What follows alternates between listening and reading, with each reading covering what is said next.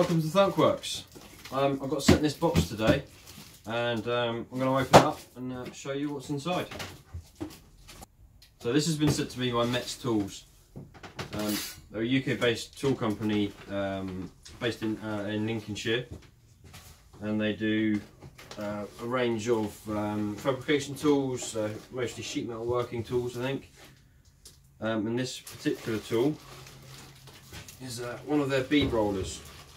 Yeah, so this is one of their bead rollers, item number 180 0101. I don't know if you can see that from here. But they're the instructions. So that's the handle for it. That part there is the bench mount. It's pretty hefty, it looks like it's cast. Now this heavy lump is the main body of it.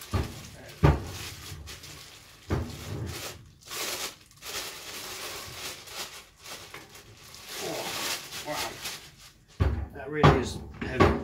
Right, and then we've got, so it looks like it's got a set of crimping dies already mounted to it, which is pretty cool. And then we've got 1, 2, 3, 4, 5, 6 different sets of other dies.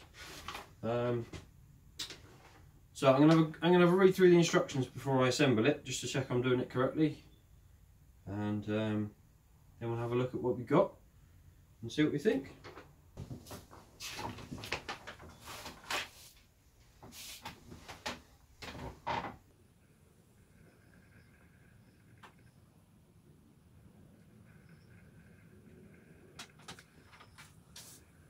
Right, so I've had a read through the instructions and a pretty good idea how to put it together now. So obviously this is the mounting part, clamps to a bench. Got this nice nailed handle on it for grip. Make sure it's tight, nice and tight, because that thing is really heavy. Make sure it's secure. So that's mounted to a bench. See, this is the part that accepts the main head. So it's got this mounting lug. Slots in there, and then the bolt on it can be tightened up to secure it. There also can be, you can loosen it off, and you can actually rotate this and have it positioned in any orientation you want. Yeah, it means it's a more versatile tool. If I had a long piece and I wanted to roll a bead, I wouldn't necessarily want to be leaning over my workbench, where you might have limited space against the wall.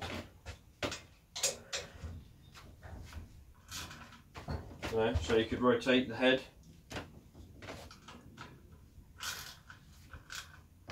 tighten it back up, and then if this is my workbench, well, this is my workbench, and then you've got, you can allow yourself clearance for whatever piece of metal you're using.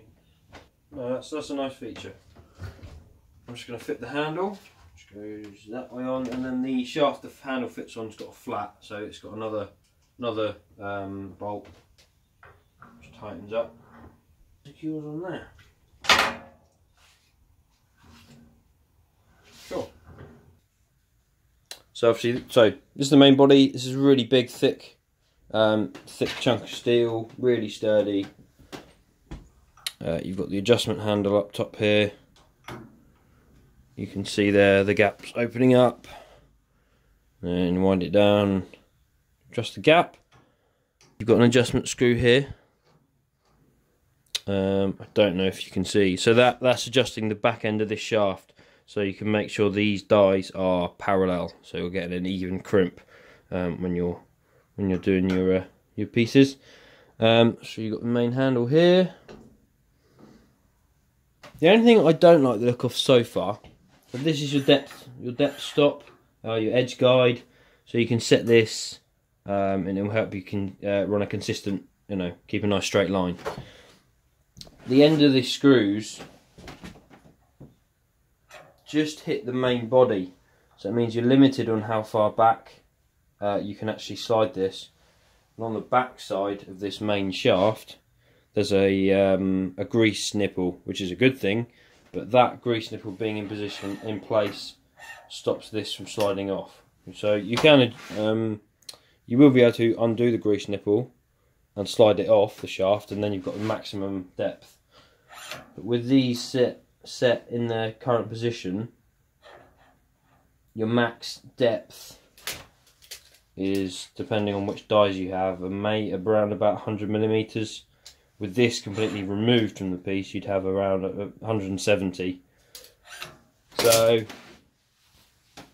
you know, so that could be better, could be improved, I feel. So, just prepared a couple of scraps, just scrap sheet metal. I'm going to do the crimping dies because they're fitted first, and then I'm going to swap them out and see which see what each die does. See what it does to the metal. Don't mind, we've got that a bit tight. Gives it like a corrugated look.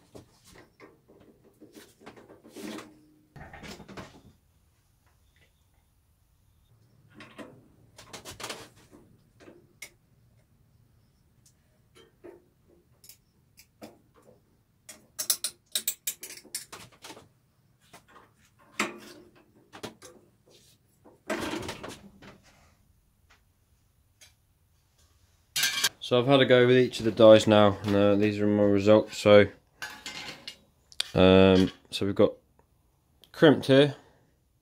These two are quite similar. The one on the right hand side, the die itself has got a slightly more squared profile, and then this one's rounder. This is the first time I've ever had a go with a bead roller. And then these are the ones. So these two I've got similar results from. I don't think I was using them correctly. In the instructions it does show you what each set of dies is supposed to produce. So this set here, which I've just got this little, you know, stepped sort of bead. It's actually meant for sort of folding 90 degrees by the looks of it. I think what I should have done is when I was rolling the bead, I should have put upwards pressure on the panel. Same with the wiring dies. So the wiring dies should have left like a rolled over edge, but I wasn't actually rolling them on the edge of a panel. So I don't think I've got don't think I've been left with the bead that the dies intended to. I don't think I was using these two properly. Crimping, I've already shown you the first one. Oggy bead, that's quite a nice one. That turned out quite nicely. So this one here, and then the last one it's supposed to leave you with a just a step in the panel. I think I had the dies set a bit too close together and it started to cut. But you can just about see there on the edge the shape it's meant to leave you. I'll give you a closer look and I'll just show you how to change the dies. So you've got the two shafts here. Oh, you've got to be careful. So the shafts themselves are actually keyed. So there's a slot in them, and it's got this little key, and that's so the dies don't slip when they're on the shafts.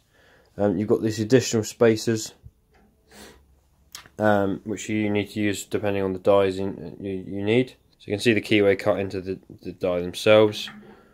So they locate onto that keyway. You fit a washer, then one of the lock nuts goes on. And you just tighten it up. The bottom shaft is floating. I assume that's just to aid alignment. I'll just move you around. So the top shaft has got this thumb screw. So when I adjust that thumb screw, the top shaft moves in and out.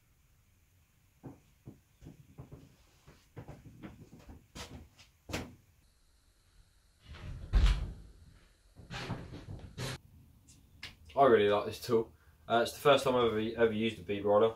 I will just mention the edge guys I talked about earlier.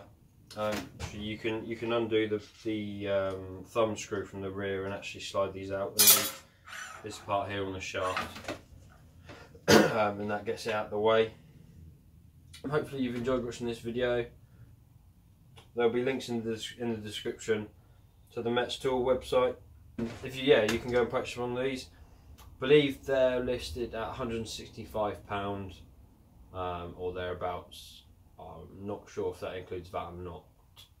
I think it's plus VAT, but don't take my word for that. Go and have a look for yourself. Anyway, thanks for watching, and until next time.